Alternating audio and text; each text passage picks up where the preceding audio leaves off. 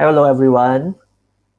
Selamat datang ke sesi Fikir Rasa dibawakan khas oleh Mocha Mocha Ink dan juga Ensemble Kaos Nol. Selamat datang ke sesi Fikir Rasa dibawakan khas oleh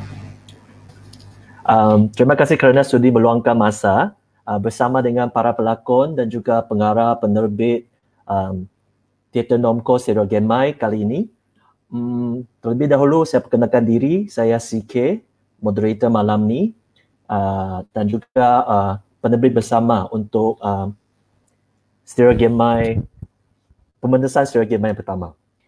Jadi sebelum kita buka sesi, mungkin kita akan bawakan pengarah dan juga penulis skrip Ridwan untuk memberikan sedikit latar belakang tentang bagaimana pementasan Stereo Genmai ini berevolusi dari novel sehingga teater.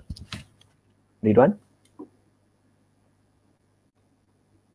Ridwan tak buka. Ridwan mute. Okey. Jadi okey. Boleh dengar? Okey. Hello semua. Jadi macam Stereo Genmai ni kita dia bermula sebagai sebuah novel dulu pada tahun 2012 lah dia terbit. Kemudian dari situ 2018 kita cuba buat teater. Saya adaptasi daripada teater dan itu yang video yang kita share hari itulah yang buka akhir tu. Dan tapi dalam masa sama juga kita ada juga buat pementasan sekali lagi pada tahun 2019. Tapi yang tu dia macam sebahagian dari macam daripada double bill, dia macam lebih pendek sikit. Jadi dia form dia lain sikit.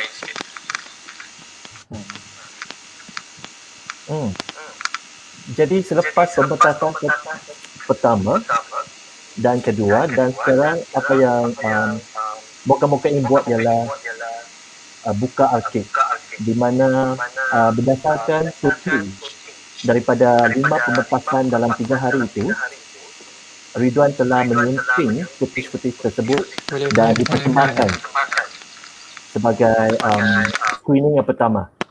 Jadi screening pertama untuk Stereo Genmai telah bermula pada Jumaat yang lalu dan kita masih ada lagi 1 hari iaitu besok untuk anda semua tonton dekat YouTube. Okay, so we get all the formal stuff settled. So malam ni kita akan buat santai ya, seperti biasa macam teater Ridwan. Selepas pementasan kita biasanya ada buat santai. So to start with kita perkenalkan para pelakon. Kita ada Bedok yang memegang peranan sebagai Cam Raslan bersama kita. Bedok, say hi. Okay. Kemudian kita ada Hanan yang memegang watak D. Yep. Hi. So, Bedok dengan Hanan memegang watak masing-masing untuk pementasan di yang pertama dan juga kedua. Dan sementara itu kita ada Sandy yang memegang watak Froshin. Hi Sandy. Dan juga Nina Roslan yang memegang watak Delia. Kita semua macam agak formal ya. Okay, so let's get to business. Semua orang dah tonton screening kan? Semua tonton masa premier ke ataupun tonton lepas tu? You all have your phone unmute dah. Okay, Bedok masih belum mute. Okay. Ya, saya tonton bersama masa premier tu. So bila lihat tu macam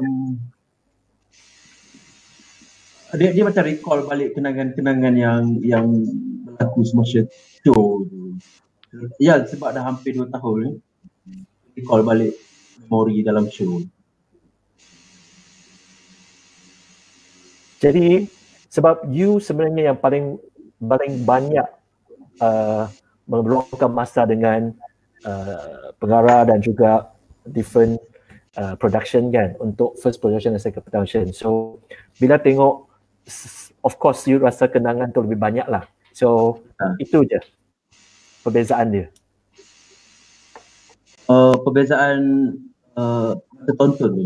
Ya, perasaan tu. Saya kena cakap juga sebab the second show, Stereo Genmai yang kedua, dia go down. Kita memang gunakan video tu sebagai rujukan. Saya memang selalu tengok dan saya macam dah hafal semua semua step yang ada, even saya punya bergerak semua saya dah tahu sound dia. Jadi tapi bila tengok full tu dia menyeronokkan lah kan, sebab show tu. Dia punya perbezaan sebenarnya saya melihat stereo gamer yang satu atau yang dua tu ada satu lah, dia macam ada dalam screen atau position saya tak ada, macam rasa dia satu ke situ, dia tak rasa macam inilah lebih fresh ke apa. Saya rasa macam dia dah sebati ketiga-tiga tu. Dan sudah masuk yang tubuh lah. Dia tak ada macam saya dah lama tinggal benda ni, sebab dia dah, saya pun banyak kali dah buat, jadi dia dah jadi normal untuk saya. Okay, faham. How about you, Hanan? The screening tu was the first time lah I tengok, and the most interesting part for me was because macam I tanya itu, the screening was actually a compilation kan of the masa first kita staging dekat Kotak. It's a compilation of semua malam. Yep. Malam yang kita perform kan. And they're very interesting because rasanya macam Bedok cakap tadi kat Go Down kita ada practice apa yang kita buat dekat Kotak, tapi it was in selalu macam dalam snippets lah. Okay, part ni kita main dengan per scene. Macam ada scene yang kita main. Tapi yang untuk screening ni kita dapat tengok the whole thing, and it was really interesting for me sebab ada some parts, especially bila didapat suara dia and berkuasa lah kan. Yang part tu macam the overlapping of the voices tu memang gila, like macam wow, okay. I was like, I nak tahu juga macam Bedok kan, I nak tahu whether Razlan would actually get to sense like full authority masa time tu dia dah dapat power, and then the voices overlap tu, kalau Razlan betul-betul dengar live benda tu, whether he will be like macam whoa, okay, I dah tahu you have all the power already. So for me the excitement of the full screening tu was still very macam made dia punya character for me macam more alive. Yeah. Okay. How about you, Sandy? Nanti. Bedok nak respond. Pada tu sebenarnya saya tak pernah rasa macam, even masa saya tak pernah rasa ada power dengan Hanan tu. Saya macam sentiasa rasa takut dengan dia. You sentiasa takut dengan dia, artinya dia ada power lah kan? Tak?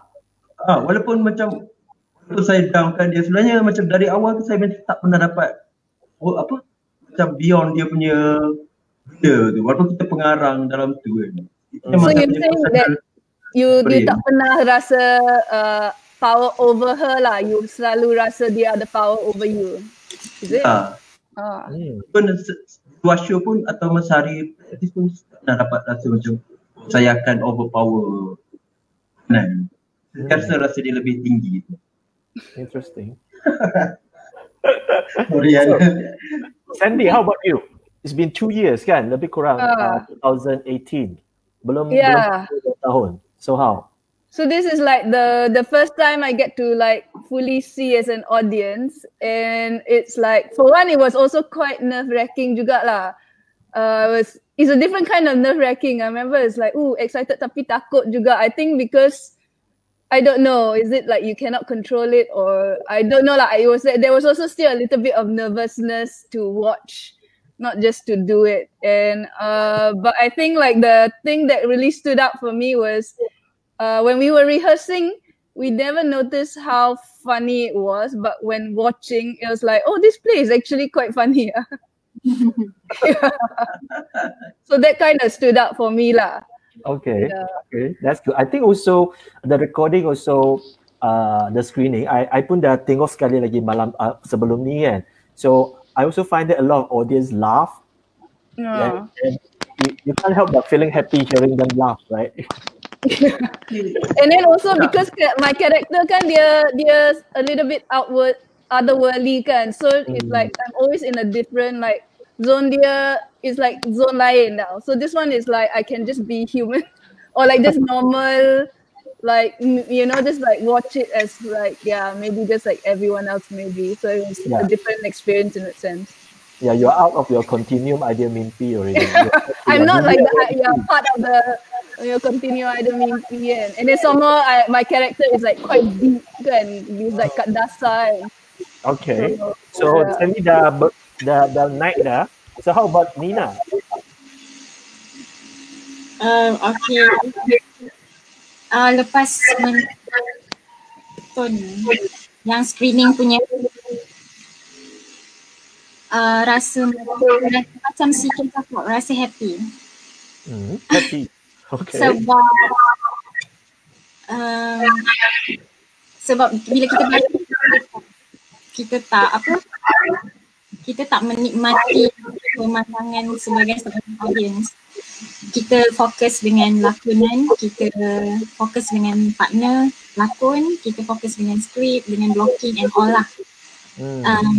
Macam mana nak deliver perasaan dan juga skrip tu lah sendiri kan, dialog. Bila saya tengok screening tu, saya rasa macam macam ni cerita. Macam apa? Saya rasa macam macam ni ke visual character. Beginikah dia continuum identity yang ada lapisan-lapisan tu. Bila tengok screening saya nampak secara jelas ada layer by layer. Sebab bila kita duduk di pentas kita cuma nampak perbezaan melalui lighting dan juga how the actors nak differentiate antara di dalam idea atau mimpi ataupun yang reality.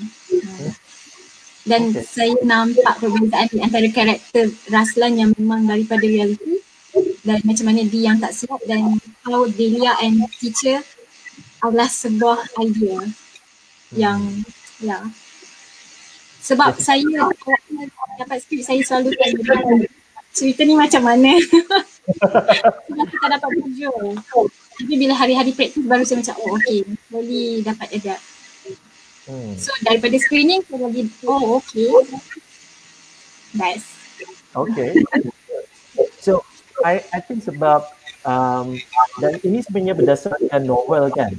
Jadi nak tanya juga, memandangkan Nina tadi cakap mungkin bila baca skrip tu you tak dapat imagine kan. So sebagai homework, aktor-aktor semua ada baca novel tak? Sebelum dapat skrip ataupun selepas? Selepas ya. But I think duduk sebelumnya. Saya sebenarnya macam dah lama baca novel Stereo Gamai ni. Dan saya pun tak terfikir atau memang saya tak pernah membayangkan yang Raslan tu adalah saya. Daripada segi nature dia, Raslan punya orang, dan saya rasa saya lebih macam penulis kampung, style rebel macam Habib ke. Saya punya benda lah kot. Dan bila duluan offer tu macam susah juga. Tapi saya buat cara saya lah kan, bukan cara dalam novel tu. Sebab dalam novel tu dia macam lebih punya nuansa kan. Saya bawa lebih pada cara. Dan saya suka bila Ridwan ke teater sebab dia jadi lebih memang jadi theatrical. Dia macam jadi dia punya style yang benda tu dia dalam saya rasa kalau macam ni saya boleh bawa. Saya macam ni memang saya boleh bawa lah. Awal-awal tu saya kurang confident lah.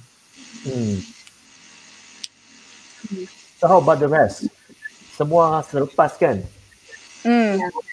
Ingat lagi dapat script, we were reading it the first time. Baru teringat tadi macam memory back, nostalgia. Actually our first reading kalau korang ingat dekat Tiaopat after Sandabi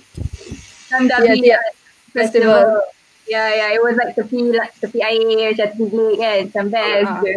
Lepas tu macam-macam, like for my character, I remember like reading and so wah, dia pakai hitam. Apa? Dia pakai hitam. Bila lagi karakter kat theatre pakai shade kan, macam excited. And then when we went through the script, it was really interesting because after baca habis, I was like, oh my god, I nak baca the novel. Because I want to know actually the whole story. So the emotion that I got after reading the novel was like, Sarah Germany, man. It was, the novel honestly very detailed for me. Lepas tu bila ke pentas, I'm glad that Ridwan managed to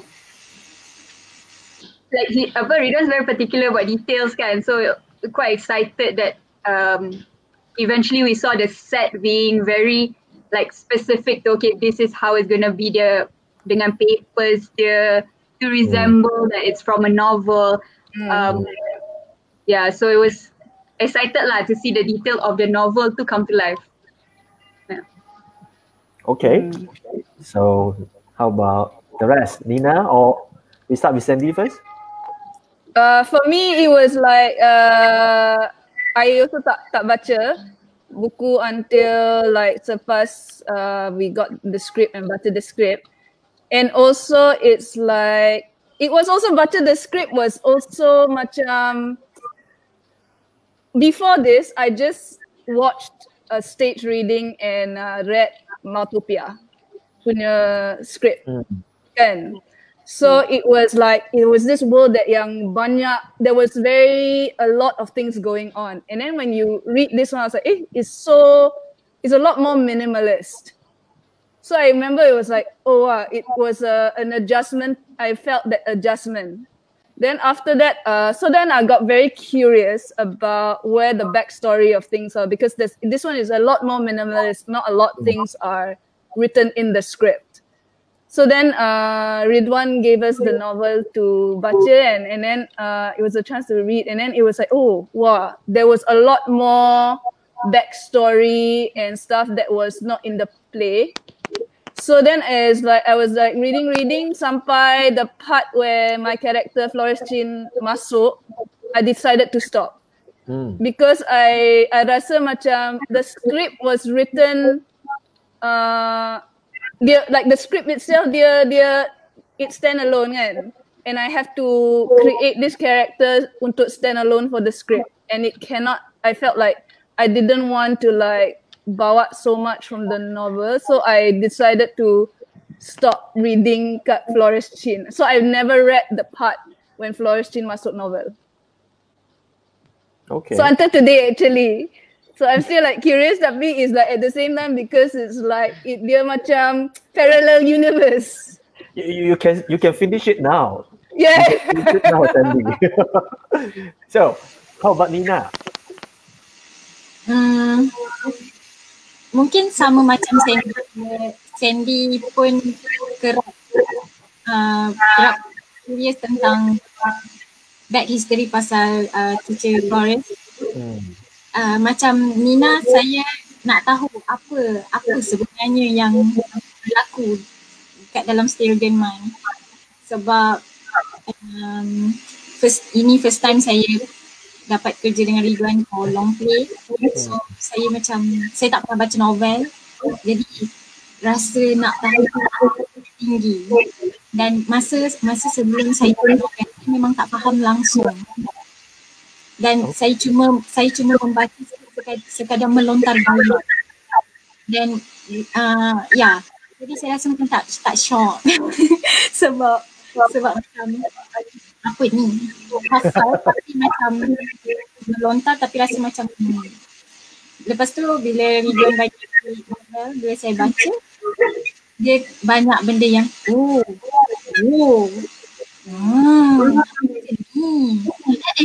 macam tu lah. So macam bila buka dekat beberapa helaian skrip teater, macam dia buat kita ingat kat dalam novel yang patut lagi macam ni, something yang buat kita okay, tapi novel terlalu detail.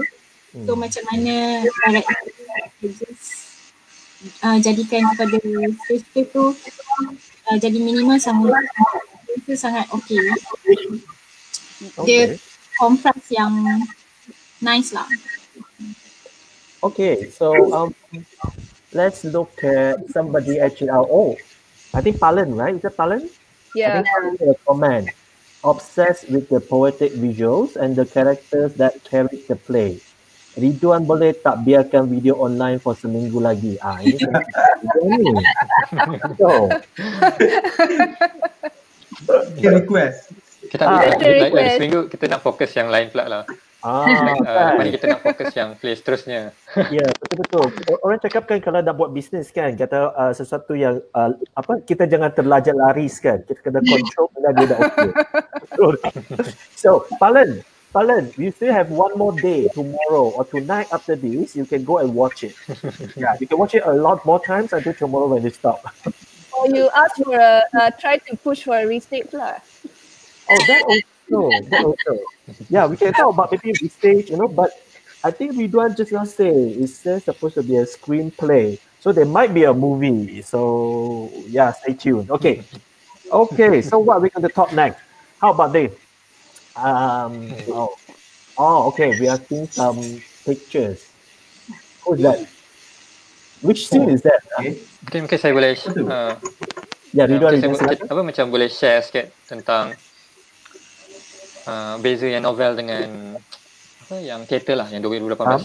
Kalau dalam novel dia punya latar tu dia terperangkap, novelis ni terperangkap dekat, dia lebih detail lah, dia terperangkap dekat PV tu shopping mall dekat tengah bandar KL, dan dia akan tersesat sampai jumpa sebuah sekolah, dan sekolah tu BBGS lah, Bukit Bintang Girls School. Tapi memang ikut sejarah, itulah dia, memang sebuah sekolah macam dah nak dekat 100 tahun dirobohkan untuk bina shopping mall. Jadi itu macam bagi saya itu macam ada satu benda yang macam mungkin tentang Malaysia juga, sebab dia macam education tu tak sepenting konsumerasi atau corporation punya penjualan. Maknanya membeli belah tu lebih utama dari pendidikan lah, pelajaran. Jadi itu asas macam dari mana saya tulis novel tu. Tapi bila saya nak buat teater, saya buang konteks tu lah, PV semua buang. Saya ambil cuma sekolah dan mall aja.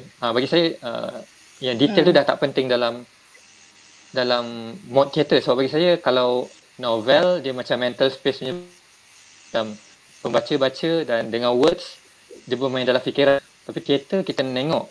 Tapi dalam masa sama saya punya teater guna words juga. Jadi words tu dia macam boleh masuk ke dalam, dia campur sikit lah, dia ada masuk ke dalam mental space dan juga physical space. Sebab teater physical. Dan bila dia jadi screening ni, dia dah masuk ke virtual space pula, macam digital space. Jadi dia satu cara menghadam yang lain. Jadi bagi saya suka permainan layer ni lah, macam mental space, physical space, digital space. Sebab masing-masing ada dia punya space yang berbeza, dan cara kita macam mengalami tu beza. Jadi kita pun cakap pasal space kan yang berbeza, dan mungkin kita teruskan persoalan ni kan. Hanan dengan Bedok, sebab dia pernah buat kali kedua, dia space yang berlainan pula kan. So ada beza tak masa go down tu? Sebenarnya perbezaan dia ada juga, sebab dalam memang kita macam dalam kota, tapi bila dekat go down tu dia macam lebih ruang, dia macam terbuka, ada cahaya masuk. Itu macam lebih rasa lebih panas. Dia panas, dia punya tambahan. Yang dalam tak tu kita rasa sejuk.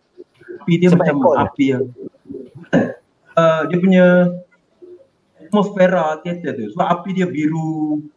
Kita pun dia lighting dia macam biru sikit kan. Dia macam purple sikit. So dia macam api yang panas kan. Macam api yang sangat macam kalau macam kita tengah buat show hari macam tu, ada wang benda. Untuk Anan dekat kotak ni dia punya dunia tu kita rasa lagi lah. Maybe because macam Boda cakap, dia macam lebih tertutup kan. Dia macam kita dapat feel dia lebih tau.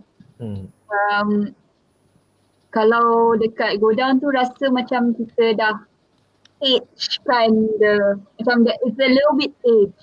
Macam the face dia dah age. The character sendiri pun dah macam lebih dah macam dah age. Maybe it is the space. The space tu macam the welcomeness of the space dekat kotak tu dia different. Dia more intimate also. Yeah. Tapi di Godang kita macam lebih rasa lebih fun, bukan lebih ceria. Dia punya kita tak rasa macam kurung tu.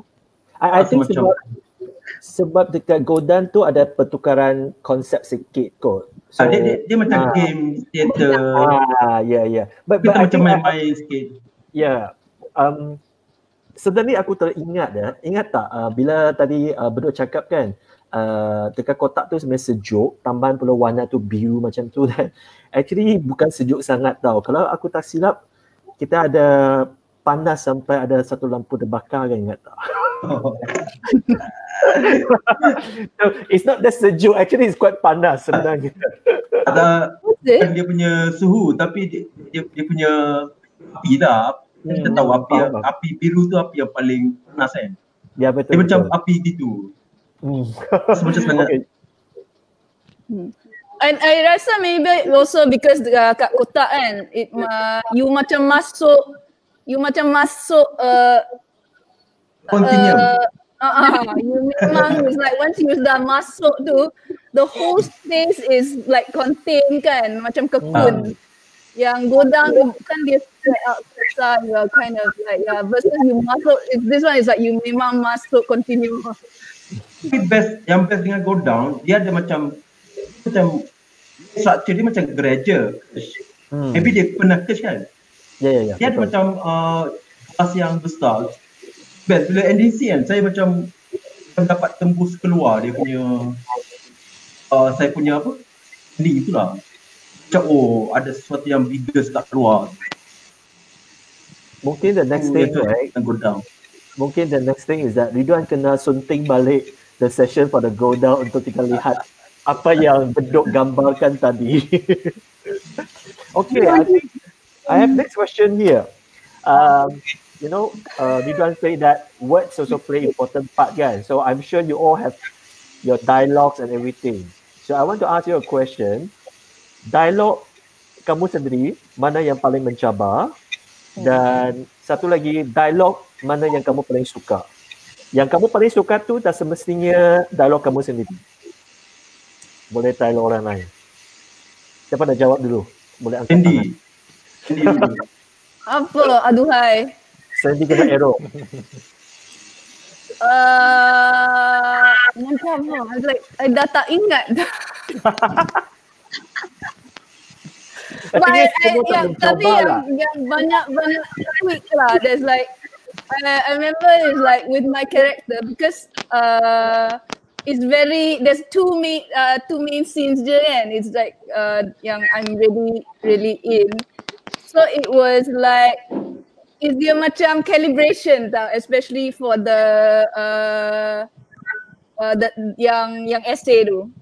And I remember it's like okay, is it lengok or lingkuk is like 5% kurang or 5% lebih or like it was like suhu nak jaga, and then it was exploring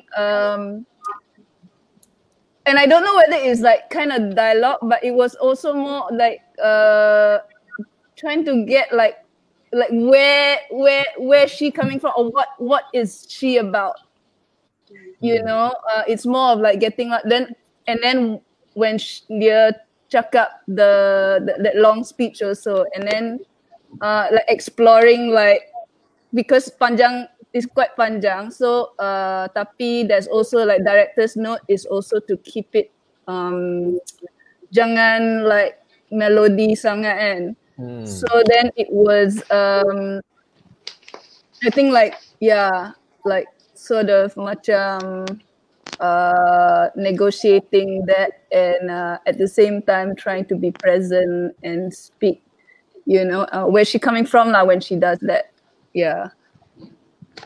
So no favorite line sebab tak ingat dah. Oh, then favorite line I don't know it is a favorite line, but it's like every time I hear it's like anak kita novel.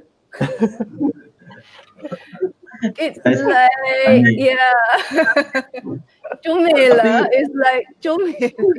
Tapi every show mesti orang gelak line tu. Anak kita novel tu serius kan, tapi semua orang kan gelak. Show or second show. Yeah, I think the screening tu memang semua orang gelak.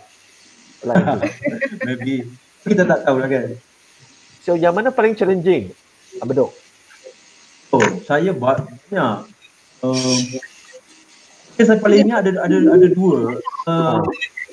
Blog yang baru terbakar, dia datang, dia cakap api apa? Macam mana nak cakap kan?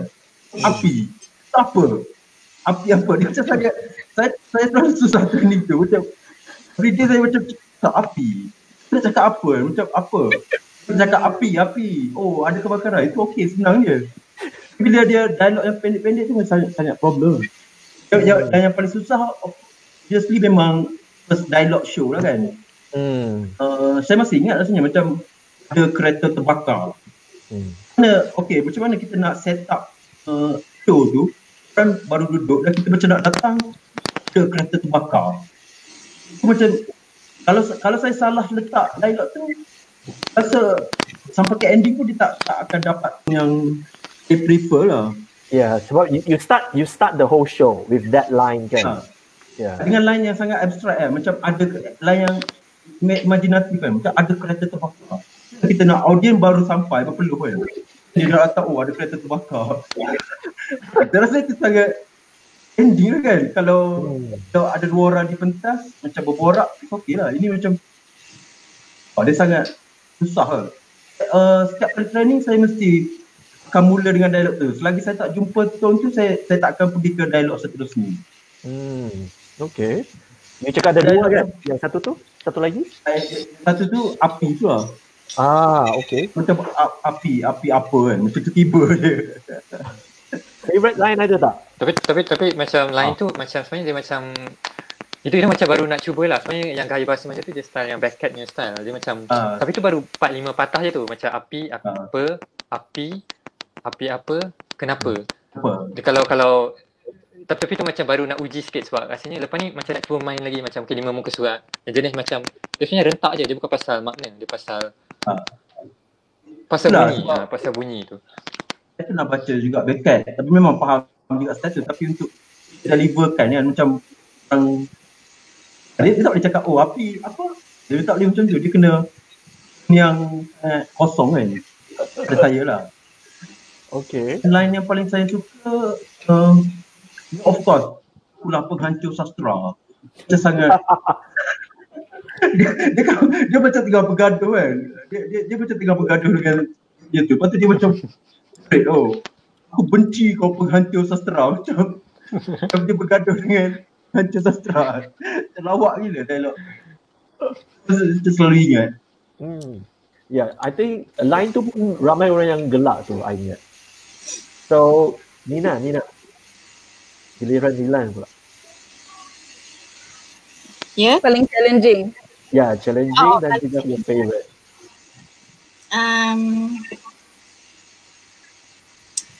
Tak tahu kenapa dia satu ayat, satu perkataan je, tapi tak tahu kenapa rasa susah. Sah.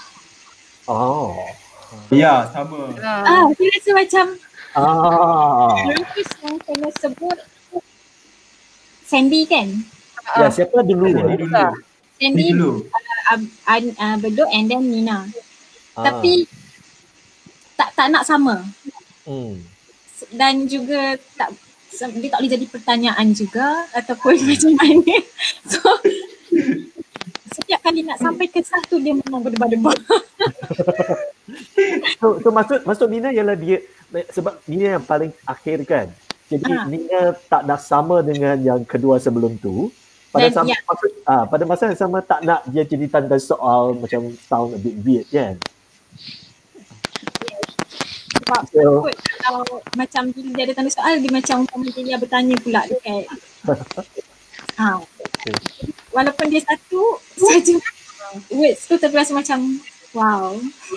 Satu sudah killer. Ya. Nasib baik dah lah di awal permulaan cerita. Okay. Dan yang favourite pula? Yang favourite Saya rasa ada dua. Satu yang sajak mencintaimu. Saya itu pun susah. Okay, itu susah tapi saya suka. Mungkin sebab saya tak pernah dengar sajak tu. Dan setiap kali saya cuba hafalkan, cuba baca, bila berlatih dengan geduk, saya mesti akan tertukar-tukar line dia sebab dia lebih kurang. Dan geduk akan gelak.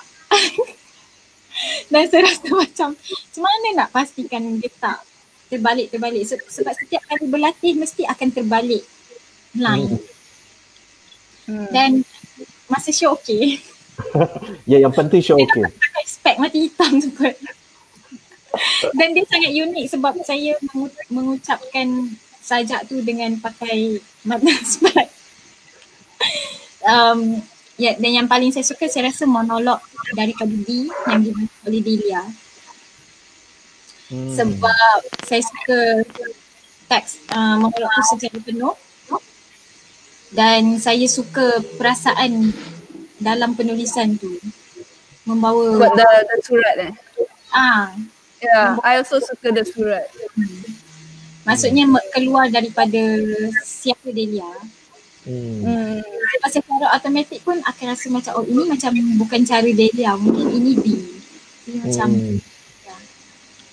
paling suka lah. Okay. And I think dia rasa macam because there's also it's like the character is suddenly like from beginning you see her like somewhat like quiet, then suddenly there's this like life that is revealed in that letter of like this character, like hey, I'm just gonna go on holiday macam tu. How about Hasan? Sebab letter kalau tak silap kita orang begini kita ingat dia yang baca, betul tak? Apa? Ingat tak kita ada confusion sekejap that begini kita ingat letter tu dia sendiri yang baca. Lepas tu baru kita buat no lah Delia yang baca. And then when Delia baca baru kita I feel that part macam Delia dapat rasakan D tu sebenarnya macam mana, because throughout the play tu sebenarnya D tak interact dengan siapa-siapa kecuali Razlan. So Delia dapat see sebenarnya D ni siapa and kenapa dia rasa macam ni, kenapa Razlan cakap D buat macam ni dekat Razlan. So question dia mencabar dan favourite. Of course the long lines yang macam Sandy cakap, the long lines tu memang mencabar lah, tapi I think on the aging itself paling mencabar is to make sure that apa I cakap selari dengan suara Kak Aizam. The thing is it? Yeah, especially when I'm sitting down dekat depan tu. Also part yang go down is one, tapi also staging itself yang dekat kotak. That one is mencabar even though it wasn't the most mencabar line, tapi the most mencabar part of the play. Because especially when the tone bila sangkut kat sukiyaki tu, Kak Aizam tu suka lenggok lain sikit tau sukiyaki tu. Sukiyaki. Terus I pun macam ikut dia punya reaction. That was really fun, but that was a bit of a challenge there. But I think my favourite line would actually be Delia punya line. Dan dia cakap Delia punya line tadi. Yang mana? Cinta saya terhadap lelaki sudah habis. Sudah habis. Dia panjang habis. Relationship dia dengan rasa dia macam no, I'm going by. That's my favorite line. Sebab satu ekspresi perempuan punya benda. Kita terhadap saya sudah habis. Adakah macam Anand punya reflect marahnya terhadap lelaki? Tak, rasanya dia macam power tu. Sebab dia pun dapat macam one of my favorite parts is also part yang dia dapat suara. So that was also one of my favorite parts. The part where the woman gets the power aspect, I feel those are my favorite parts. Gaya sikit. Hana ada perasaan kalau sesuatu tu either dia habis ataupun dia dapat penuh. So either kan you like it habis, like very extreme. Yes, extreme, yeah. Okay. So wow, that's about the. Is there any question Kak Aiza? Kalau tak ada, okay. Pasal Falan ada. Falan ada komen ya. Bila tonton, you guys want to actually read together and try your Greek chorus tak?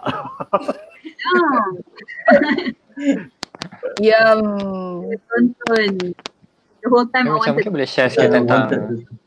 Ridwan want to say something? Mungkin nak share. Yalah, mungkin kalau tak dialog, so masa tulis dia macam ending dia sebenarnya dia satu description yang tengah menggabungkan macam dua cerita rakyatnya, macam ending lah sebenarnya untuk story Gamai ni. Dalam skrip dia tulis macam Raslan ni last kali nanti dia akan petrified, dia jadi batu macam si tanggang, dan kemudian ditelan oleh batu belah bertangkup. Jadi dia macam dia jadi batu dan ditelan batu.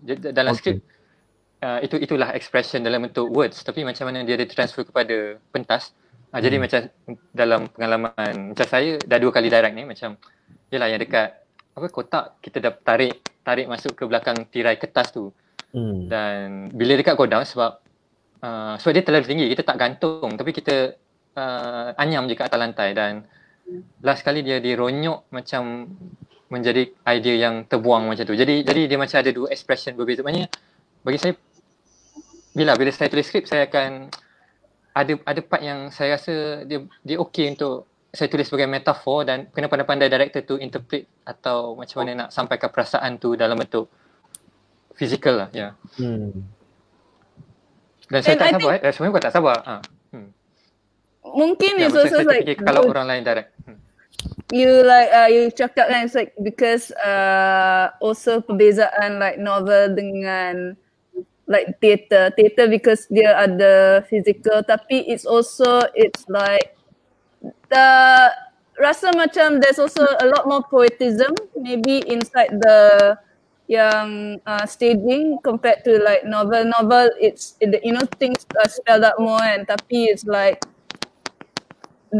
because minimal, it's script ni sangat minimal, so dia ada like poetism lah. It kind of poetic visuals, poetic sense, and it's like instead of spelling everything out, it's like you put certain, you just put a little sikit out there, and then tapi like what the feeling yang carry kan.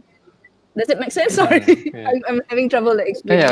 Rasa macam untuk diri pun rasa betul. Macam sebab novel dia lebih prosaic lah, macam prose. Tapi yang memang skrip ni memang dia rasanya sifat dia poetik sikit, dan sebab beberapa soal sebab macam memang tak ada straight direction, dan kadang-kadang yalah ada scene macam kereta terbakar, tapi macam dia nak buat kan. Tapi sebenarnya pandai. Tapi bagi saya sebagai director, saya rasa dia sesimpel macam buka imaginasi audience dia. Bagi saya tak perlu ada kata betul kat situ. Sebab bagi saya, yalah words tu sedih. Sebab kadang-kadang teater contemporary dia tak gunakan sangat words atau macam mengelak dari guna kata-kata. Tapi bagi saya kata-kata tu sendiri satu macam magic sebab dia spell. Atau bila kita buat magic kan macam Harry Potter, dia cast a spell. Sebenarnya cast a spell tu melontarkan kata-kata, dan kata-kata tu masuk kepala orang imagine, dan dekat situ benda yang tak ada diadakan. Jadi bagi saya itu kekuatan kata-kata, dan dia kalau dalam konteks teater yang contemporary memang benda ni tradisional, tapi bagi saya yalah mungkin sebab saya novelis atau saya penulis, saya rasa saya gunakan kekuatan tu untuk membantu, dan dalam sama dia menjadi minimal lah sebab dah ada, dia bukan minimal sebab minimal, dia minimal sebab ada imajinasi membantu memenuhkan ruang kosong itu. Dan bagi saya secara Gamai yang paling penting sekali, tekstur paling penting adalah kertas je. Bagi saya itu yang paling penting, sebab itulah dunia secara Gamai itu, kertas je yang penting. Yang lain semua sebenarnya tak kisah. Dan memandangkan kita bercakap tentang kertas kan, I think kertas masa staging tu semua pelakon berada di dalam. Yes. This is a very good scene. kertas tu dikoyakkan dan kita nampak ada satu ruang ataupun dimensi di belakang kertas-kertas tu. Dan bila sekarang penonton, bukan penonton, pelakon ya, bila you tengok screening ni, you will be able to see the set, the set design and the stage itself in a different view kan. So what do you feel? And especially now you see the kertas is so obvious berbanding bila kamu berlakon di dalam stage tu. Elemen kertas. Siapa nak? For me, macam for D punya karakter ni, I tak main sangat dengan kertas. I tak dapat chance untuk main dengan kertas. Sejak I dah, the first scene tu I keluar, I dah keluar pentas. I continue. So, bila I dapat tengok the screening and tengok dia orang main koyak ang kertas tu macam happy lah, macam best lah. Macam, oh, they're playing on the set. So far untuk my character, I dapat main putih-putih toasty ke belakang, so I suka the scene. Yeah, but it's really fun to know that also kat Go Down, the papers are on the floor. Dekat for this screening, the papers are digantung. So it was fun for me sebab I dapat main in that way. The two different elements, two different states of that paper. Yeah, I think Hanan tak bermain banyak sangat dengan kertas tu sebab dia tak masuk pun dalam ruang di belakang tu kan. I think Nina dengan Sandy terutamanya, Sandy bila keluar tadi I think Alan ada mention dia sebenarnya dia terkejut bila dia nampak Sandy keluar di belakang kertas tu. Dia rasa macam so Sandy, yes. I was screaming, bila character Sandy was revealed, you come off of the kertas. And for me is like kan I kebanyakan masa kat staging I belakang kertas. So dunia aku belakang kertas.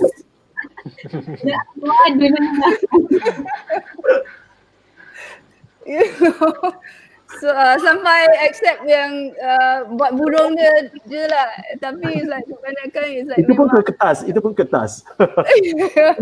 Tapi my whole like experience kebanyakan kertas. So it's macam kekun lah. Which is macam karakter Florence Jean pun kan, because dia kan kat dasar and dia like and I think it's like kalau I don't know whether Ridwan also nak cakap tentang when we were talking about the characters, dia kata macam it super ego dengan ego kan. So macam like Florence Jean, dia memang ada subconscious or somewhere quite deep and it's like whether even Razan is very aware she's there or not there, or is it something that just kind of created from memory ke, is like versus macam D kan, it's like something dia tengah like mereka. And then you have Nina's punya character yang ada yang baru and it's just floating around, and it's free and it's young and it's fresh. Untuk ada peluang main koyak-koyak tu dia lah. Yeah. So, macam mana koyakan tu syok? Nina? Syok. Tapi nervous. Mula-mula saya rasa macam nak menjaga kecantikan kertas tu. Jadi bila saya koyak pun saya macam slow dan nak pastikan dia line yang sangat okey. Lepas tu bila Ridwan cakap, koyak je. Naturalkan koyakkan tu. Saya ingat pun tak apa. Dan bila saya cuba buat macam natural dan biarlah saya ingat dia terkoyak yang saya cakap aduh macam mana ni. Jadi macam baru saya tahu yang kertas tu sangat sensitif lah kan, kertas kalau kena air pun dia lembik kan. So saya kena berhati-hati bila setiap kali nak koyak tu. Saya ingatkan kena koyak tinggi, jadi saya menjengkit. Jadi Ridwan cakap koyak je paras mana yang boleh. Sebab saya takut bila dekat opening Saya takut kalau saya koyak kertas tapi tak nampak fluorescein. Saya takut nampak just sekadar sini. Dan bila tadi saya tengok screening, bila part yang saya koyak tu memang nampak fluorescein yang wah dah duduk like very menunggu. Saya rasa macam cantik juga. Ya, dengan dalam kebaya lagi kan? Dengan kebaya lagi. Ya, lepas tu saya terfikir bila tadi Ridan cakap stereogamite adalah tentang kertas tu kan. Saya merasakan saya dan fluorescein dan B hidup di dalam satu tempat yang penuh dengan kertas. Dan kertas tu everywhere. Jadi saya tak boleh nampak canggung dengan kertas tu bila nak koyak ke apa, sebab mungkin bila saya pijak pun saya pijak kertas. Mungkin saya nampak kertas berterbangan yang penuh dengan tulisan atau lukisan. Ya, saya rasa macam tu. Tak perlu berhati-hati lah sebab memang biasa semua dengan kertas kan. Okay.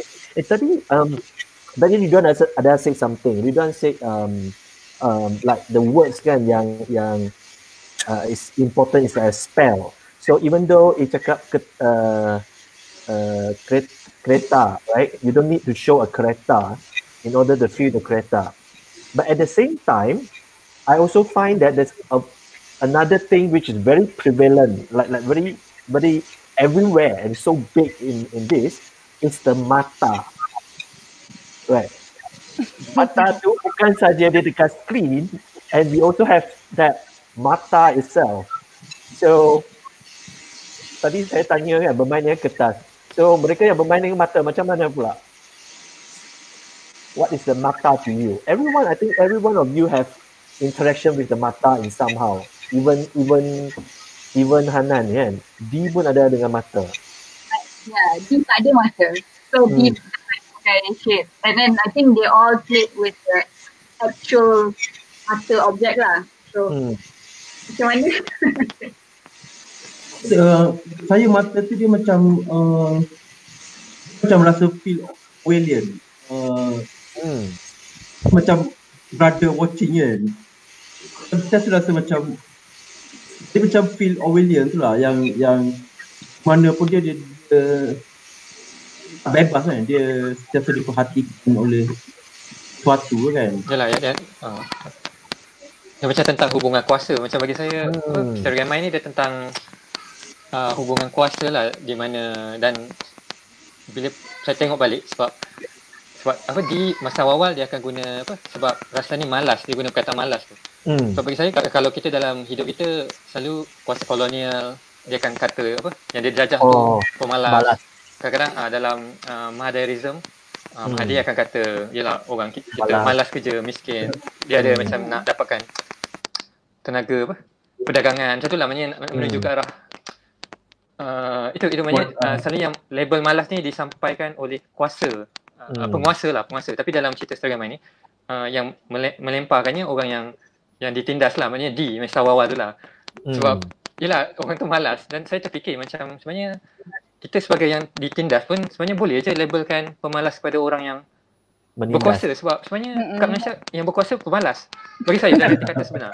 Yes. Sebenarnya kalau kita tengok betul-betul malas, tapi kita tak lemparkan sebab sebenarnya kita biar yang berkuasa yang lempar ke kita. Tapi itu yang saya perasan lah. Dan benda ni dalam stereogamite ni dia ulang balik. Bila dah berkuasa pula dia guna balik. Jadi dia macam dia guna balik. Jadi so kalau yalah, maybe buat saya rasa macam saya tak boleh beyond D sebab ada mata tu. Itu yang buat saya rasa macam saya tak boleh lepas daripada pengaruh tu. Mata tu dia macam dia nak menelan kita. Dia punya feel tu saya rasa terancam kan. So pada beduk, siapa yang ada mata tu dia berkuasa lah. So sebab bila you tak ada mata tu you rasa macam diperhatikan, like big brother and that kan. Ya. So kalau macam mata tu tak langit kan. Ada di atas kita. Dia macam seseorang yang sudah melihat kita kan. Kita ni tak lawan macam mana. Itu memang satu ancaman lah. Kalau But actually the rasa like ancaman kan, I rasa it was like bukan sangat mata, but maybe because I kat belakang tabir kan when ada mata tu. So I don't experience the unless until I watch the show. Tapi like as I remember during the show itself, the rasa ancaman is the suara dia. Yang dia like you know she like speaking and then you suddenly because my imagination is like kita kat dalam minda or like continuum dia or like dia kat dalam you know continuum KM Razlan kan. So it's like macam di kat luar so is dia macam menggema lagi and then so dia like macam God tau. So like yeah like a force on the outside and we are all on the inside. So the rasa yang suara is like the one that makes me more than the visual, the mata. Yeah, that makes me feel the power. I feel the mata also. Now I want to actually I see the relationship of mata in between Florescine dengan Delia. You know, like Delia mencuri mata tu untuk KM Razlan.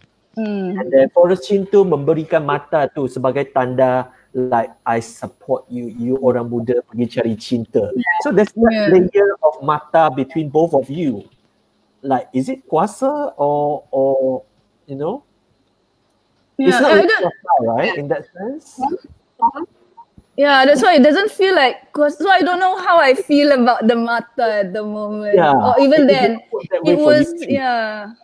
I don't know, it was not necessarily like power or what, but I remember like from that whole scene, it's more of the act of giving, and what I found very interesting dengan Florescine and their relationship dengan Delia is like because Florescine dia macam like sangat intellectual or like esoteric or like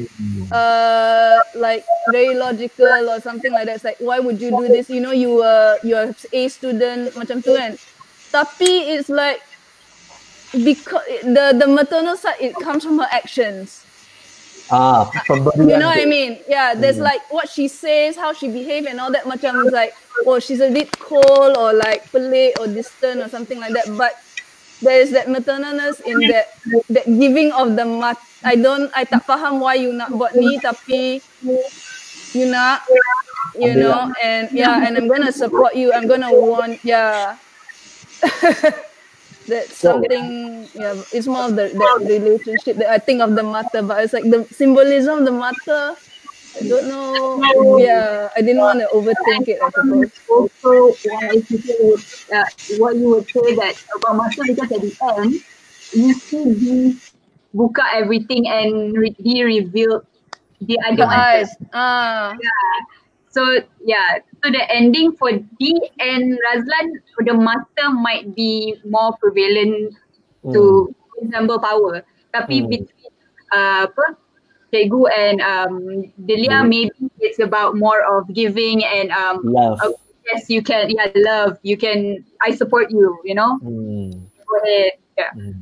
So Or maybe it's also the other one is the bukan kuasa je. It's also like formation. So it's like you know because Delia tak ada mata because dia tak complete lagi. You know, it's like completeness. Delia ke D? Sorry, D. So even like, you know, and then for like Florescine, it's like this like sparrow form, is she form, fully formed, tak fully formed. And then it's like she can still like have no mata and still function. You know, so it's kind of more like about the take out and put in and the revealing of mata, dia macam formation. And then so macam KM Razlan kan, dia like once dia pergi continuum idea mimpi, dia pun jadi macam idea yang boleh buka, you know, like macam Lego lah. You can still like dismantle and then put it back and he's not like, you know, we are like wherever we go we are this form kan. But once you masuk continuum idea mimpi, your formation boleh buka, and then it's like you eyes can come out but eyes can go in. Something like very modular in that sense. Very architectural term, very modular. So, Nina, you want to say anything about that? pasal mata nak komen apa-apa tak? Rasanya saya setuju yang bagi saya suara ni adalah kuasa. Sebab every time dimasuk dalam suara Raslan nampak gelisah dan tercari-cari like sama ada tercari-cari untuk minta maaf, untuk merayu, untuk menyesali atas perbuatan dia. Tapi apa yang saya rasa suara dia memerankan peranan yang penting untuk kewarasan Raslan. Dan dari segi mata tu dia macam satu yang sangat penting. Tapi dilepaskan dengan macam tu saja. Maksudnya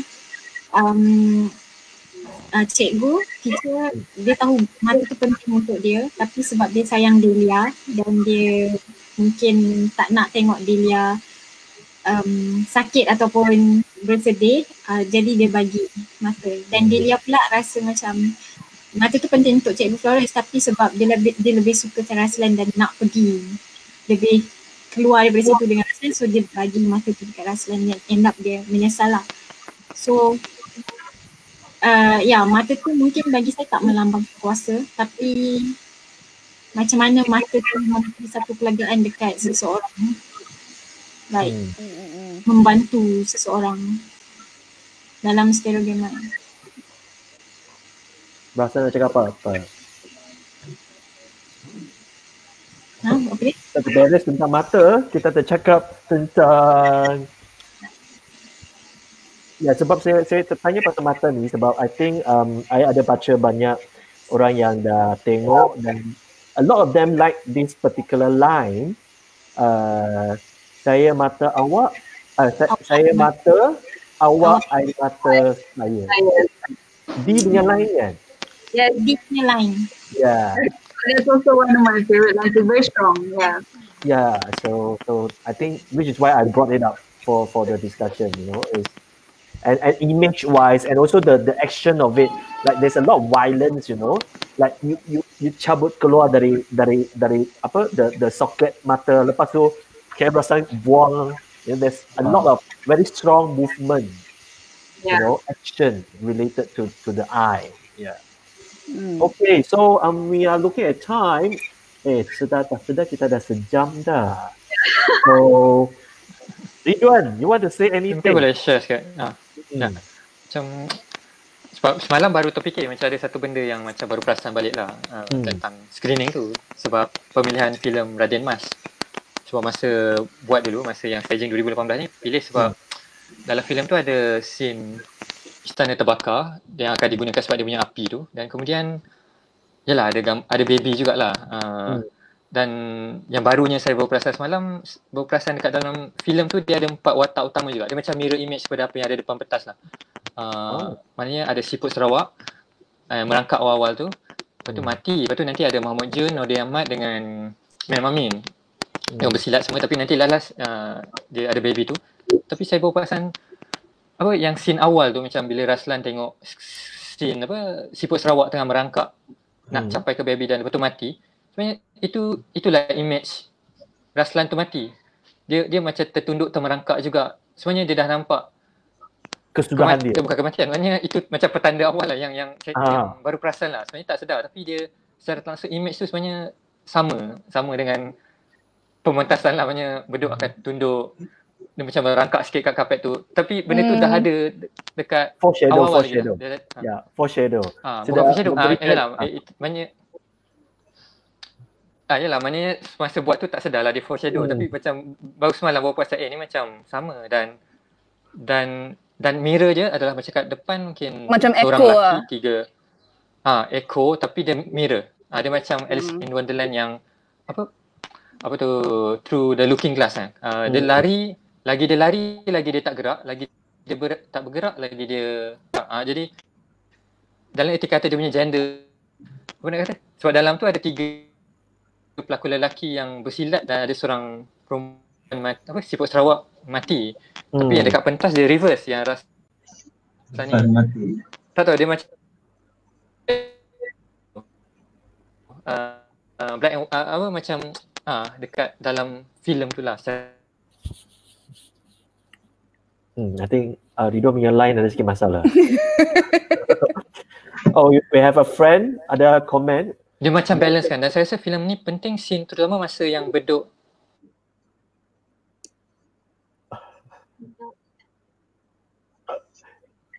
Okay, while we are waiting, Amirul have something to say. When the voices of children are heard on the screen, good, and whispering on the green. On the green. And the whisperings are in the dale. Tak betul.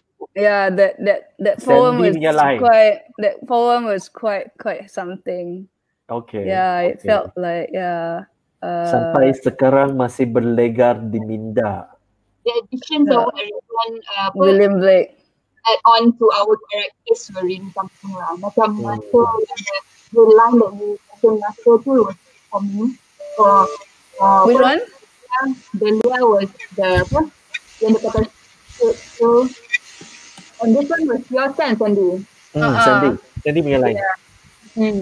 So actually I was also like thinking about like the challenge was also how to like go from the line that was originally in the script and then suddenly like William Blake punya you know like what suddenly flew in. That was also like part of the challenge. Maybe or like or what was the impetus lah, I suppose kan. Yeah, because compared to Sajak Sederhana tu for Nina, I think the gap is a bit bigger, right? Like the Sajak Aku Nak Mencintai dengan Sederhana tu untuk karakter Nina berbanding dengan that particular poem for because you. Suddenly dalam English kan. Yeah. Like yeah. But that's interesting, I think. Yeah. Ridwan, what you want to say just now? Kita tak dengar sebab dia potong-potong. Dia pun kaku sekarang. Dia jadi Elsa pula, Frozen.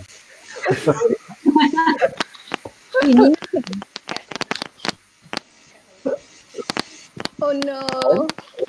Alamak. Tapi Bedok punya yang off script was apa? Kubur apa? Bukan kuburan. Yang tu ada. Dengar dia cakap tu macam I think mula-mula Bedok macam tak suka kan? Which part? When did he? Saya okey je. Tapi Sajak tu dia something or dia macam keluar konteks dia macam kuburan. Oh. Dia macam berajuk. Macam bawa benda macam tu. je tak. Sajak tu memang satu word je atau satu baris je. Dia punya sajak paling pendek lah di Indonesia. Macam dalam lebaran dan di atas kuburan. Dia macam just dia punya image tu sangat kuat kan, macam bulan di atas kubur. Itu macam sajak yang terkenal jugalah. Okay, we go tapi back dia belum lagi. We continue. Dia kelakar lah. Bulan di atas kuburan. Oh, ya, Sandy ada script. Tak, muka-muka. Bunga dengan di atas Mirul. kuburan. Ada tulis. Bukan bulan atas kuburan. Bukan atas kuburan. Bukan di atas kuburan. Yeah, the imagery is quite strong. And then actually, yang I remember like the it was like a challenge, tapi it was also like I feel what also helped, like for example yang William Blake punya poem kan, is like because music juga kan sangat menggema and all that. It itself was like carrying the was like in line lah, selari dengan like the poem juga. Macam tribute terhadap sajak Indonesia lah, sebab first ada sajak Sapadi. Sajak Sapadi yang sangat macam puitis gitu kan, dan kita ada satu sajak abstrak yang macam Saud Sitamorang, dia punya Sitamorang kan. Sitamorang. Itu macam sangat tiba lah. Situ. Macam memang cakap pasal sajak Indo kan. Sajak Indonesia. Okay. Amirul cakap bila Florentine hilang meninggalkan pentas. Oh. Ada fan jadi kita orang. Ya, sekarang time kita 11:11. Kita dah berlive selama 1 jam 11 minit. I think we are almost there, but we still have a few things to actually share with everyone. Kita masih ada lagi 1 hari untuk the screening of Still Again Mai in Bin Film punya channel dekat YouTube. And then untuk hari Jumaat akan datang, nah kita tengok visual ya. Hari Jumaat nanti kita akan start premiere Hamlet Fansuri, dan Jumaat depan kita pula akan premiere Masa Manis. Dan sesi premiere kita akan mula pada jam 10 pada hari Jumaat dan diikuti dengan juga sesi Q&A online dengan live comments dekat YouTube. So mereka yang ada masa masih ada lagi 1 hari. Palan ingat kita masih ada lagi 2 besok for your favorite Hamlet Fansuri. Hamlet Fansuri akan ada premiere on Friday. So any last word from Ridwan? Ridwan dah balik dah. Frozen lagi? Yes. Ridwan?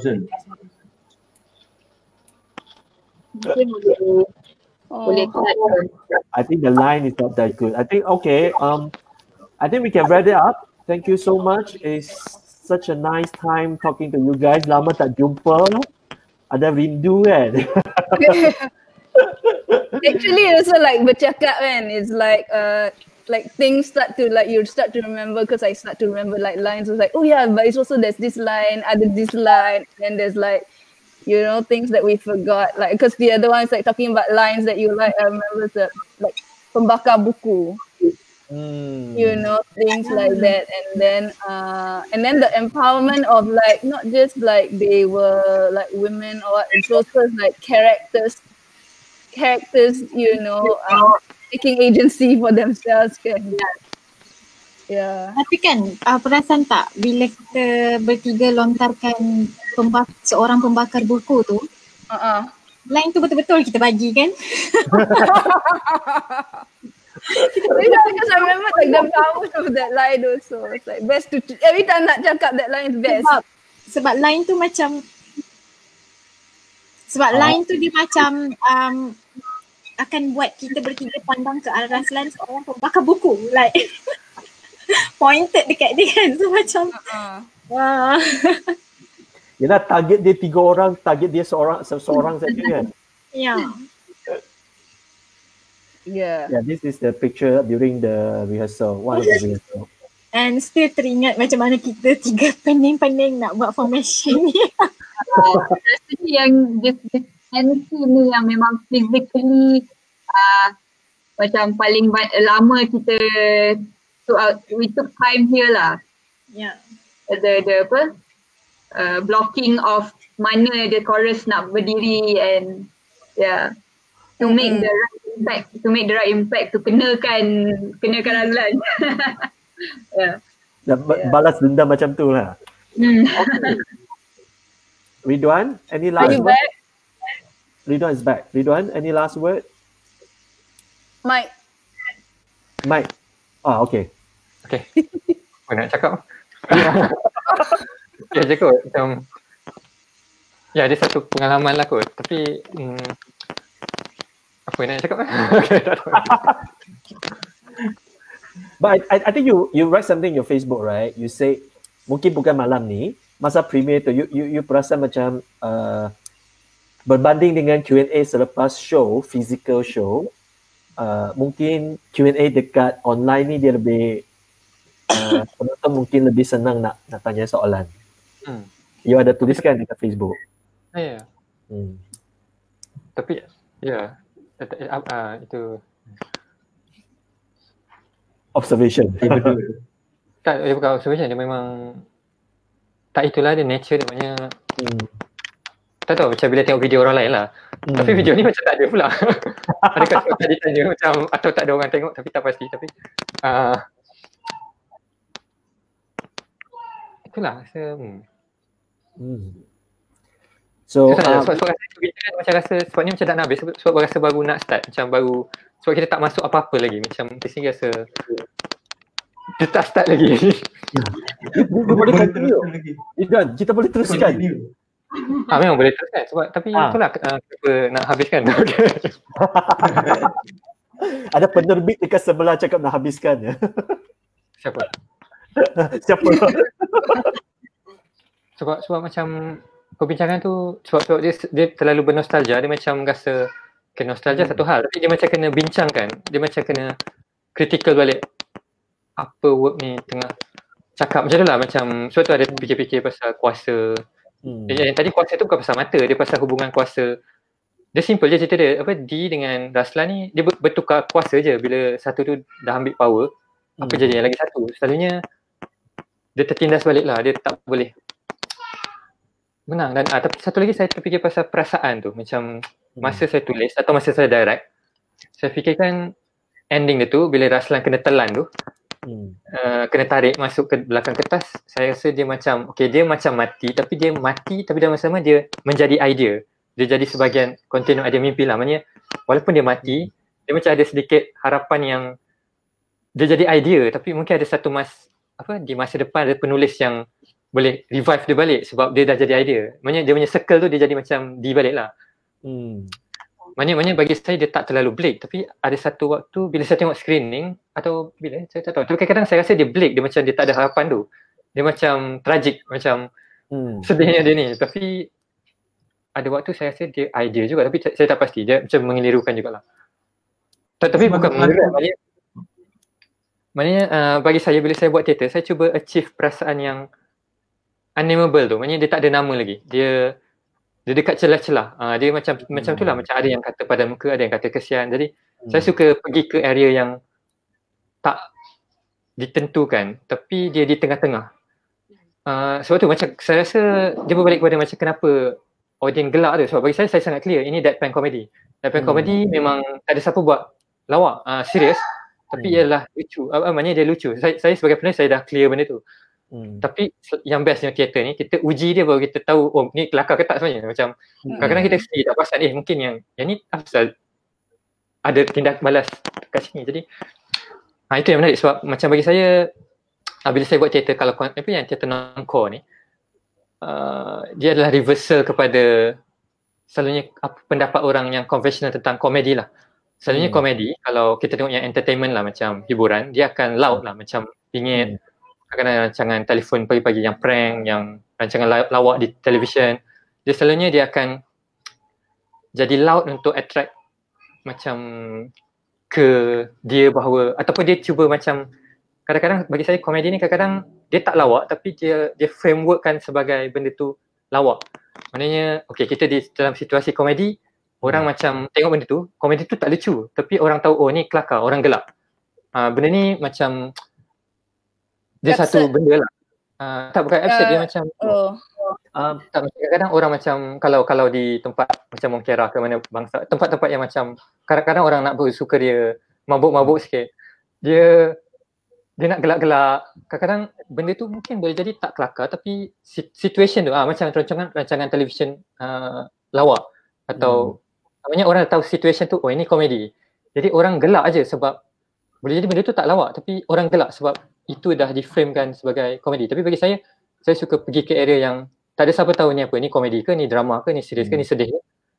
Kita tak setkan benda tu. Benda tu hanya dialami secara bila orang tu ada kat situ.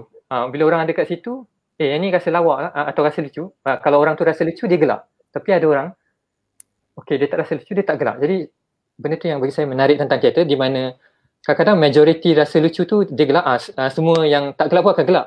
Tapi kalau macam contoh minoriti seorang dia gelak, kadang-kadang dia rasa dia mengganggu orang lain. Mungkin dia seorang je rasa benda tu lucu tapi orang lain rasa serius. Tapi jadi saya suka dynamic tu lah. Maknanya kita sebagai pembikin, kita tak tentukan apa dia. Kita tak cakap awal-awal apa dia, tapi ia perlu dialami secara langsung. Sebab itu bagi saya teater sebenar, sebab kita tak boleh macam terus set, ini komedi, ini apa ni. Dia macam waktu tu baru kita tahu. Macam kalau humor pun sebenarnya ada banyak layer, ada dark humor, ada yang macam-macam lah, macam macam dalam ni dia ada parodi, macam dalam Story Game mereka ada scene yang dia sebenarnya ada macam parodi kepada novel-novel pop Islami. Kalau kita yang scene yang sofa dengan katil tu. So saya ada kawan Azrik kan, dia ada kawan yang membaca, dia macam follow up semua novel-novel cinta lah. Dan kawan dia tu kata dalam setiap novel cinta dia kata dia perasan dalam bilik mesti ada sofa.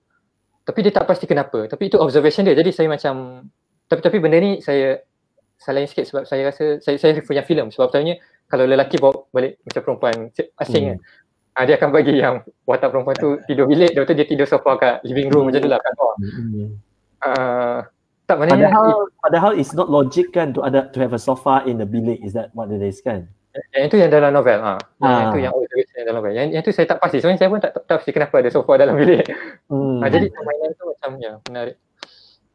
I think what you're trying to do is that dia tak nak formula. I think like bila ada banyak yang ditulis tu dia macam keadaan tu memang ketawa but it's not really funny, but sebab semua orang lain ketawa ataupun timing tu is like dibuat-buat untuk diketawa. It's like kalau you tengok Raja Lawak for example kan, walaupun tak lucu but since it's already Raja Lawak, you know that they are making comedy, some of us will just laugh but it's not really funny. Maknanya bagi saya tak yalah maknanya itulah maknanya situation tu lah, maknanya bagi sebab bila saya buat kereta saya pastikan orang tak tahu apa yang saya nak buat lah, macam saya tak pasti ini berjaya ke tak, tapi waktu sinopsis saya tulis clear je, saya tulis macam sejelas mungkin, tapi saya rasa itulah maknanya pengalaman tu perlu dialami bila berdepan terus, baru dia tahu apa perasaan tu. Dan perasaan tu pun saya tak lock, sebenarnya saya macam letak antara dua, dia macam dia dynamic antara dua benda yang ekstrim ke macam tu lah lebih kurangnya. Okay, Beduk ada nak cakap? Ya, Beduk. Sebagai macam situ yang scene tu saya suka bila macam dah lepas daripada mantra, lepas tu dia datang berebut macam dia offer pasal awak tidur ni, lepas tu dia keep repeat, dia macam benda ada macam awkward tu. Dia macam dia bukan awkward sebab dia episode ke? Tapi dia macam dia kata parody macam atau yalah ikut orang. Tapi yang pasti dia macam lucu lah kot, macam dia nak tidur je tapi menjadi masalah.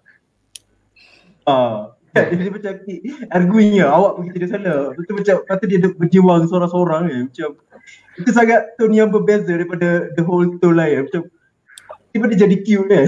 Tapi macam dia tak boleh macam menyampah tengok muka saya. Tiba-tiba dia nak cute kan. Satu scene yang saya suka yang menyusu bayi tu, dia agak dan ini Mirul yang lepas show sebab macam di belakang scene saya pernah saya tanya Hanan kan mana cara nak menyusukan bayi. Mirul cakap ini patut tanya, saya macam apa tak patut. Sebab dia rasa benda tu obscene. Dia cakap mungkin Hanan tersinggung. Saya macam boleh nak tersinggung. Sebab saya memang tahu, saya tak ada payudara. Saya just tanya Hanan macam mana cara nak suka bayi kan. Tapi tentang macam saya tanya macam payudara tu macam yang tu macam bagi saya dalam teks dia ada foreshadow tu lah. Macam dah diraba dulu. Maknanya benda tu dah di build up sebelum penyusuan tu. Maknanya mula-mula raba orang, lepas tu diraba balik. Lepas tu adalah dia ada permainan macam, yelah bagi saya sebagai penulis dia macam benda-benda yang halus yang kita kena, ada benda kena tanam tapi kadang-kadang kita tak perasan tu. Jadi berkenaan dengan scene tu kan, so Ridwan tadi you cakap you suka ada keadaan yang you tak face supaya you boleh test out the reaction kan. So adakah like menyusukan bayi tu you ditulis masa tu you nak test ataupun you memang sure that scene bila dekat tak ada dalam skrip kan? Ini tak ada skrip tu macam itu sebenarnya. Berdua cakap macam nak susukan nak, tapi lepas tu ada bagi tahu mungkin sebelum susukan pandang belakang dulu cari ibu dia. Sebab takkan dia tiba-tiba susukan, maknanya dia kena cari ibu. Oh tak ada ibu, lepas tu dah terdesak ni apa nak buat. Dan scene tu macam itulah scene yang paling silence kan, macam Siki ada ambil waktu kan 2 minit. Silence sebab orang bila dah tengok okey dia dah ditinggalkan. Delia dah tinggalkan macam dan untuk Nina kan macam kertas tu kan 3 kali, Nina 3 kali sentuh tapi kali ketiga tu dia macam expression dia lain pula sebab kertas tu kan dia nak tinggal kan, jadi koyakan kertas pun dia tak sama macam masa nak reveal first scene. Lepas tu yang kedua dia buka pintu, tapi yang ketiga ni macam dia nak tinggal kan. Saya fikir itulah macam bunyi kertas tu macam marah kan, macam dia koyak, lepas tu tinggalkan. Dan lepas tu tinggal seorang-seorang Rastan. Mungkin orang nak sedih apa saya tak tahu, tapi bila tengok secara premier, scene tu berkesan yang dia tarik tu macam bunyi klop tu sangat macam menghiris hati juga. Sebab masa saya berlakon kita tak sedar benda tu. Ni just biasa, tapi bila tengok dalam premier ini memang menghiris hati kan. Bila tengok balik lah. Ya bunyi kertas. Dia sangat nusuk lah. Kucing kan, dia sangat kucing. Yeah, the kertas actually give a lot of things to the whole thing. Tapi dia memang macam yang tadi kita cakap pasal kertas, saya suka bila dia buka tu sebab dia macam saya macam di belakang tu, saya anggap itu kegelapan total. Saya bayangkan sebagai pelakon, di belakang tu adalah kegelapan total. Dia macam membuka kegelapan tu. Macam saya masuk ke dalam kegelapan. Bayangkan apa-apa, saya cuma bayangkan yang benda yang paling gelap sekali di dalam benda manusia dalam continuum tu. Dia macam void lah, kira darkness, void, macam benda yang the black hole. The black hole gitu. Cukup sih masukkan mata, nampak rasa macam tu. Ini masukkan mata. Dilia. Tak scene masukkan mata kan? Tahan betul. Rasa macam pergi buat pembenar betul. Ada experience buat masukkan mata Adilia? Ada dua scene masukkan mata. Satu scene yang masukkan saya. Satu scene saya yang masukkan saya buang. Daripada tu kan. Scene pun ada scene masukkan mata. Yang first scene masukkan mata, yang second tu buang. So kita baling kan. Itu you keluarkan baru baling kan. So I think Walid mention yang masukkan mata. Masukkan mata sebelum masukkan mata. Dia yang buat. Kan masukkan mata tu masa kat wayang dengan Delia tu kan.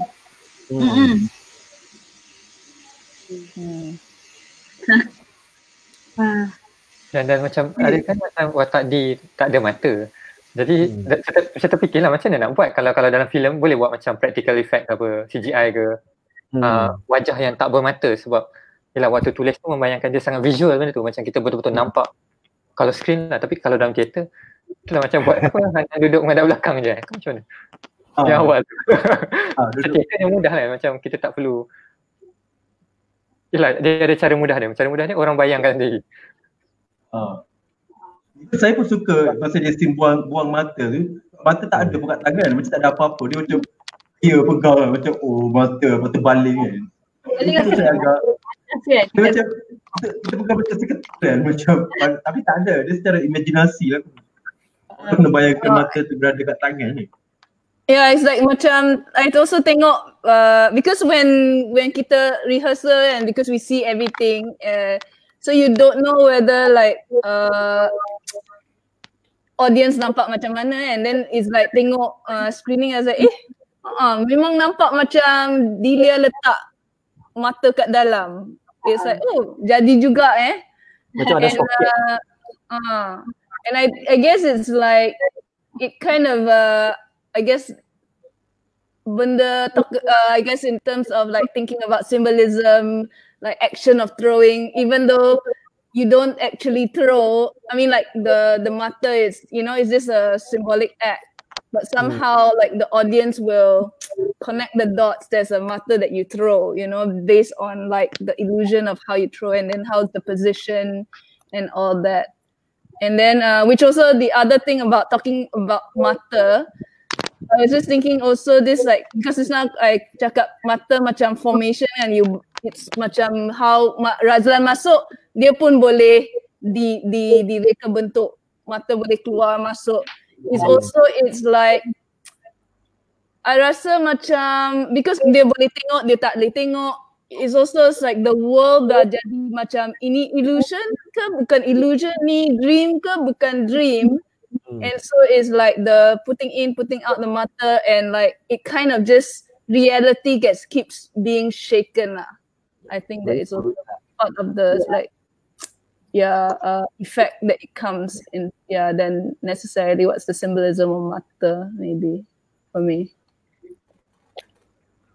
So Ridwan, any other things that you would like to discuss that we just didn't touch? It seems like, you know, ada tak? Tak ada. Okay. Now it's 11:30. I think, we should call it A night. yes. So, ada yang kena kerja besok kan? Jadi ada satu soalan saya nampak. Okay, bagus. Kat mana? Iqbal Arif. Orang your fans. Lepas PKP ada perancangan baru. I think dia tanya Ridwan punya aktiviti. Ridwan. Lepas PKP. Tak pasti. Tapi dia kalau ikut tentatif ada je beratur. Tapi dia bagi saya dia macam dia bukan sesuatu yang terburu-buru lah. Dia macam tapi benda yang beratur tu ada je macam sebelum. Maksudnya audisi romansa kan? Saya ada 2 skrip yang dah siap yang tapi bila sekarang ni tengah PKP tengah ada virus semua wabak, saya nak ambil masa macam revise balik, tengok balik. Jadi benda dah ada tapi cuma bagi saya ia bukan sesuatu yang terburu-buru untuk dibuat dalam masa sekarang lah. Yang satu tu Ratna Media tu daripada Media, yang itu macam contoh yang dalam buku akib ni saya dah direct 3 Teater Nongkor. Okay, dia bermula dengan 2018 Stereo Gamai ni, lepas tu 2019 Hamlet Fansuri, dan yang 2020 Masa Manis. Jadi 3 ni saya cuba main dengan scale 3 ni dan nak cuba repeat balik. Kemudian dalam erti kata macam Stereo Gamai ni dari novel sendiri, tulis sendiri. Yang Hamlet Fansuri ni adaptasi dari Shakespeare bawa ke Nusantara macam tu. Ini mirror maknanya dia punya yang work yang seangkatan macam ni, yang ramai orang macam Ratna Media ni balik lah, nanti ada 8 ke 12 orang ke macam tu lah, maknanya sebab dia teks orang, kadang-kadang teks orang ni ramai orang, macam watak dia ramai. Jadi dan Media ni dari Yunani, Greek punya teater, dan saya cuba nusantarakan lah. Jadi yang Hamlet Fansuri dan Ratna Media ni macam satu jenis lah, geng lah, macam Stereo Gamai mungkin tak tahu dengan apa. Yang Masa Manis nanti dia punya geng, dia punya audisi romansa.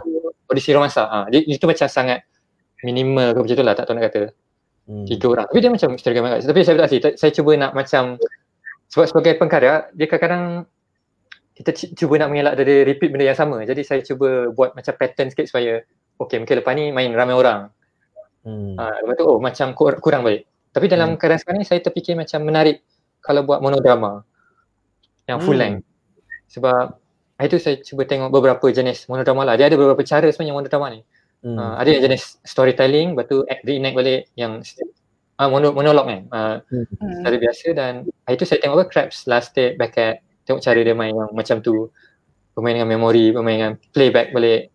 Betul, saya ada cuba tengok beberapa benda yang di antaranya. Jadi saya macam tapi yang tu saya rasa mungkin saya explore sekali je kot, sebab bila dah masuk sekali je saya nak cuba cari space yang, sebab saya takut dia terulang balik. Okay. So kita nantikan karya terbaru, dan sementara itu semua stay safe, stay sane, and jumpa lagi very very soon. Thank you so much. Thank you. Masih.